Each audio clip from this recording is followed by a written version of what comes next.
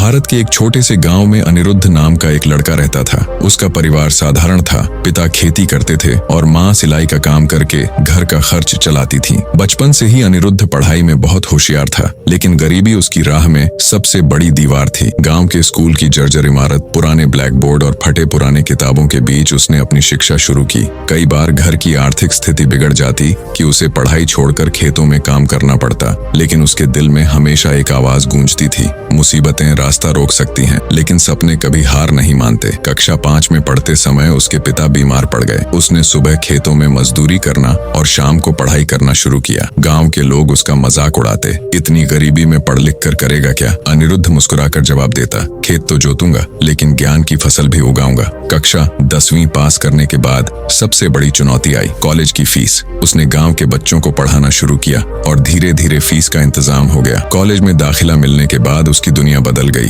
वह होटल में बर्तन धोकर खर्च चलाता और रात को पढ़ाई करता। उसने विश्वविद्यालय की परीक्षा में पहला स्थान हासिल किया। आखिरकार उसे बड़ी कंपनी में नौकरी मिली। वह गांव लौटा और माता पिता को खुशखबरी दी। उसने गांव में बच्चों के लिए आधुनिक स्कूल बनवाया। वह बच्चों से कहता, सपनों को बड़ा देखो, चाहे हालात छोटे हों। अनिरुद्ध की कहानी हमें सिखाती है कि मेहनत और विश्वास से कोई सपना असंभव नहीं। दोस्तों, यह थी अनिरुद्ध की प्रेरणादायक कहानी। हमें सिखाती है कि हालात चाहे कितने भी कठिन क्यों न हों, अगर हमारे इरादे मजबूत हों तो हम किसी भी मंजिल को पा सकते हैं। अगर आपको यह कहानी अच्छी लगी हो तो लाइक और शेयर जरूर करें। ऐसी ही और प्रेरणादायक कहानियां सुनने के लिए चैनल को सब्सक्राइब करना मत भूलें।